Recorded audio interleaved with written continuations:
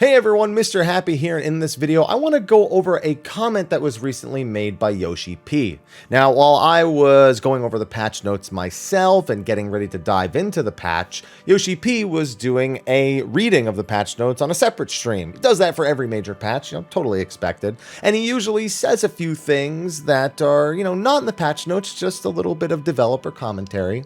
During said stream, he made a few of these comments on various topics. One of those was them doing more themes like the clear blue theme, like clear red or clear yellow, whatever, other colors of that, which I approve of.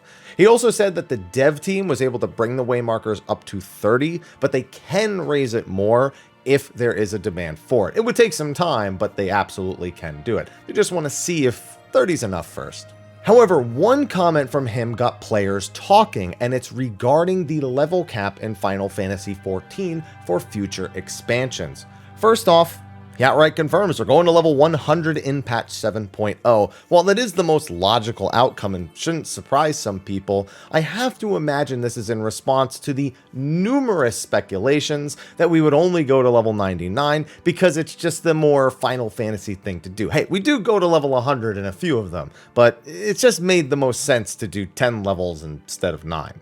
However, he didn't stop there. He went on to express concerns about going past that point, claiming it feels half-hearted if the solution is to just go level 110 and beyond. So he and the dev team are considering solutions for this for 8.0 and on, which we're not even going to have to worry about till, late 2026, early 2027 at the earliest. But I figured we should discuss what really are their options. First off, I want to state one very important thing. He is looking for an alternative to raising the level cap over 100. He is not looking for a means of grinding power once you hit max level.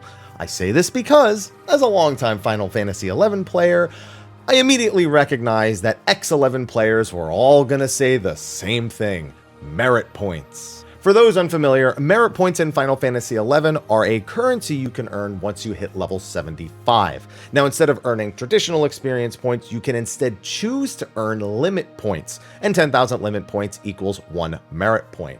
You can then spend those on various upgrades for your character itself and the individual jobs. Crit rate buffs, just straight up main stat HP, ability buffs to stuff you already have, and even brand new job abilities. Eventually, they were even updated so that now you can buy spawns for certain bosses. It's basically leveling after you're done leveling.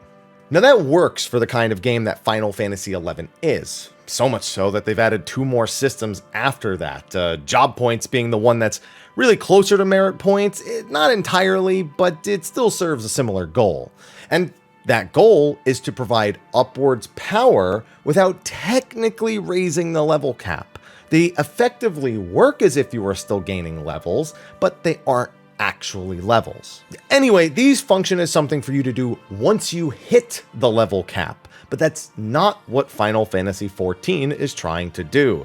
Final Fantasy XIV's level cap acts as a sort of start and end point for your story progression, meaning any system they add will conclude about the time you finish that expansion story.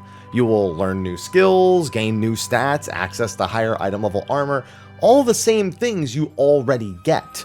This is all any alternative they introduce will likely ever do. As such, while they may choose these terms from Final Fantasy XI as homages to the MMO that preceded them, this would not be a functionally similar system to Final Fantasy XI's version. However, I will say Final Fantasy XI's latest leveling system, because they just keep adding more, is something they could try: master levels. In Final Fantasy XI, once you earn all 2100 job points for a job, you can begin earning master levels. These effectively act as a max level increase, which for Final Fantasy XI means access to higher level sub-job skills. However, it's displayed, for example, as, level 99 Red Mage, master level 10. It still technically means you're level 109, it just doesn't say it outright. Now that is something they could technically do, introduce master levels and master skills. It would all still be functionally the same as gaining levels was in the past, just with a fresh coat of paint. Maybe they could do something a bit extra to really make it earn that whole master moniker, but that's about it. So yeah, that's a possible solution that does come from Final Fantasy XI that I think is possible, but it doesn't solve another issue that the constant level cap increases cause. You see, a new player who wants to start playing Final Fantasy XIV may find it quite intimidating to get in and see how high the level cap is. What? I need 100 levels plus 10 more master levels? Ugh, never mind.